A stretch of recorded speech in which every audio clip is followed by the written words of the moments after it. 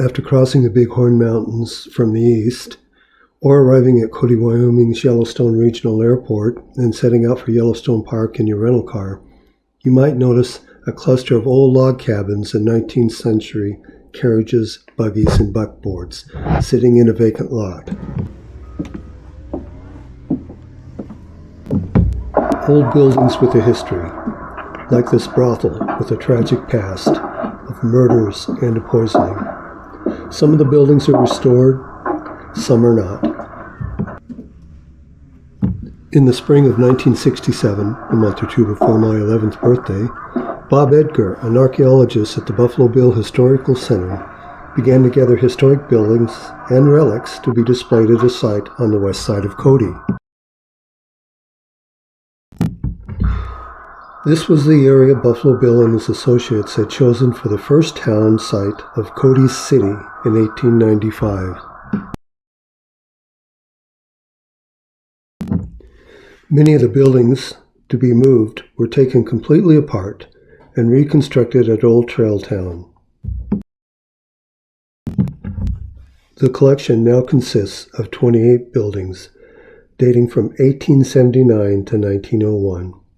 100 horse-drawn vehicles, an extensive collection of memorabilia from the Wyoming frontier, and authentic Native American artifacts. The project was supported by many of the local ranchers and Bob's friends. Donations from the Intermountain West, the Bighorn Basin in Wyoming, began to pour in. Even though my family home was nearby, and over the years I had driven by countless times, I paid little attention to the site. One day, shortly after retirement, curiosity compelled me to visit. It was fascinating. Curly, Custer's Crow Indian Scout, was the son of Strong Bear and Strikes by the Side of the Water women. He was born in 1856 and lived on the Crow Reservation. He was married to Bird Woman. Curly enlisted in the U.S. Army as an Indian Scout on April 10, 1876. He served with the 7th Cavalry Regiment under George Armstrong Custer and was with him at the Battle of the Little Bighorn in June of that year, along with 5 other Crow warrior scouts.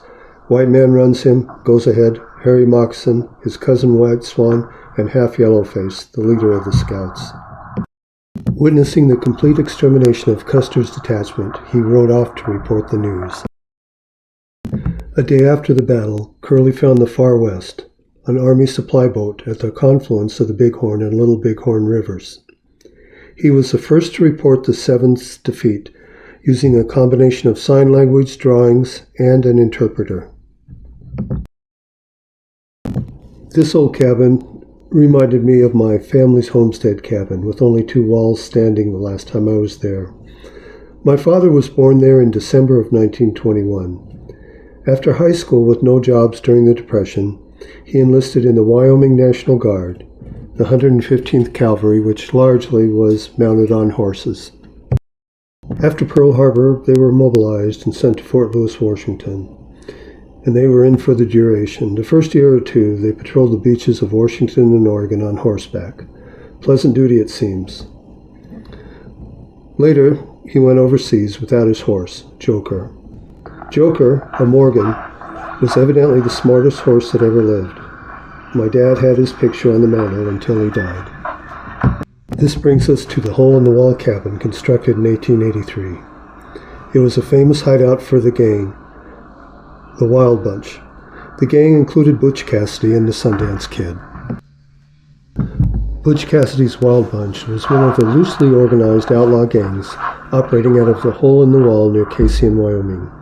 Hole-in-the-Wall is a natural fortress of caves with a narrow entrance that was constantly guarded.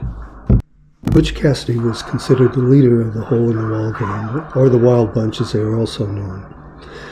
The gang consisted of the Sundance Kid, Elsie Lay, the tall Texan news carver, Deaf Charlie, Laura Bullion, Flat-Nosed Curry, Kid Curry, and Bob Meeks. The Wild Bunch claimed to make every attempt to abstain from killing people. and Cassidy boasted of having never killed a single man or woman in his entire career. The same cannot be said, however, for Kid Curry, Flatnose Curry, News Carver, and other members of the gang who killed numerous people during their flight from law enforcement. Kid Curry alone killed 9 lawmen while he was with the gang, and another 2 civilians during shootouts. He became the gang's most feared member. Elsie Lay killed another 2 lawmen following a robbery for which he was wounded, arrested, and sentenced to life imprisonment. George Curry killed at least 2 lawmen before being killed by Grand County, Utah lawmen. On June 2, 1899, Cassidy, the Sundance Kid, Harvey Logan, and Lay robbed a Union Pacific train near Wilcox, Wyoming. They wore masks made from white napkins pilfered from a Harvey House restaurant. In the holdup, they stole between $30,000 and $60,000. The gang split up afterwards, a common ploy to throw off pursuers, and several fled to New Mexico. On July 11, 1899, gang members robbed a train near Folsom, New Mexico. Cassidy was not present during this robbery, though. Even though the cabin has been carefully disassembled, moved to Cody, reassembled, and repaired as needed, the floorboards squeak whenever you move. Rose Williams opened a brothel near Meeteetse in 1890. Rosie's quickly became a popular place with a wide range of clientele, from local civic leaders to the notorious outlaw Butch Cassidy. Over the decades, prostitution and brothels fell out of being a regular part of Western culture. But now, 134 years later, Rose Williams Roadhouse and Brothel is back in business. Kind of. It's been rebuilt, refurbished, and reopened in Cody. It's the newest addition to the dozens of authentic buildings at Old Trail Town, the 6-acre outdoor museum at the original town site of Cody, Wyoming. The simple 3-room structure was found in Meeteetse and meticulously dismantled, rebuilt, and restored to its original grandeur. It's not hard to find the historic brothel once patronized by Cassidy and his Wild Bunch. Just look for the red lights at the end of the boardwalk. The largest room contains a kitchen, a table, and a small bar for patrons. She knew how to take care of her clients. Williams opened the brothel in Arland, Wyoming, 8 miles northwest of Meeteetse in 1890. It took 3 years to rebuild and restore the building, which has been furnished to look as authentic as it once was, minus the working girls. Rosie had a small bar for her customers. She also cooked for them. The brothel was situated along the Meeteetse Creek freight line, ensuring a steady stream of potential customers. Anyone working or riding between Denver and Billings, Montana, would have found Rose's place, had everything it needed to be. Butch Cassidy is one confirmed patron of the Roadhouse. A preserved first-person account said he wasn't a fan of the rabbit stew he was offered. He didn't particularly care for it, so he supposedly shot a cow with a brand on it. He wrestled the cow for Rosie so she could serve better meat. Cassidy is now associated with 3 buildings at Old Trail Town, including the Hole-in-the-Wall Cabin and the River Saloon. There's no confirmation that he fully patronized the brothel, but it's a connection that could easily be made. It's recorded that he was here, so I imagine he did. The bedroom lies just off the front room. One of the central features of the brothel is its brick chimney, which was found intact and restored brick for brick as part of the 3-year restoration. The chimney is original. All the bricks were salvaged. There was a hierarchy of prostitution in the Old West. Cribs like Rosie's were at the bottom of the hierarchy.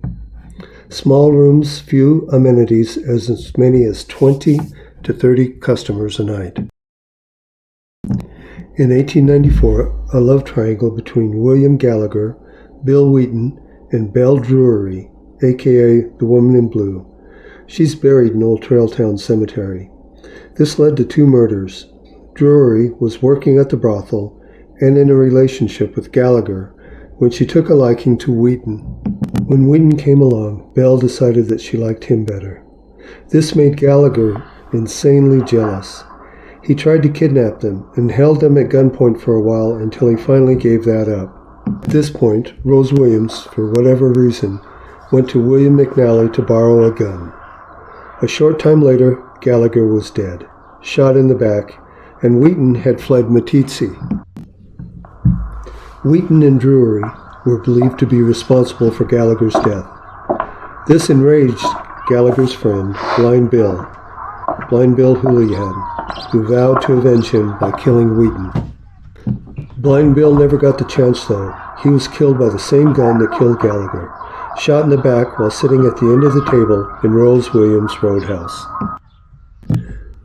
Wheaton was eventually captured and sentenced to 8 years in the Wyoming State Penitentiary in Rawlins.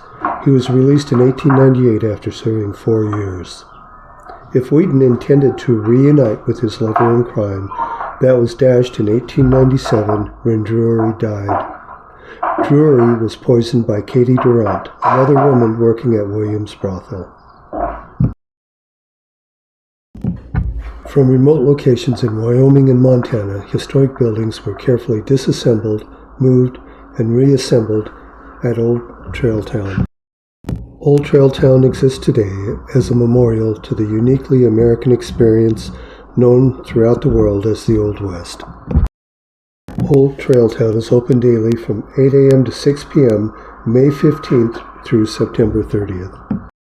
Tickets for adults are $12, seniors 65 and over $11, children 6 through 12 are $6, and 5 and under are free.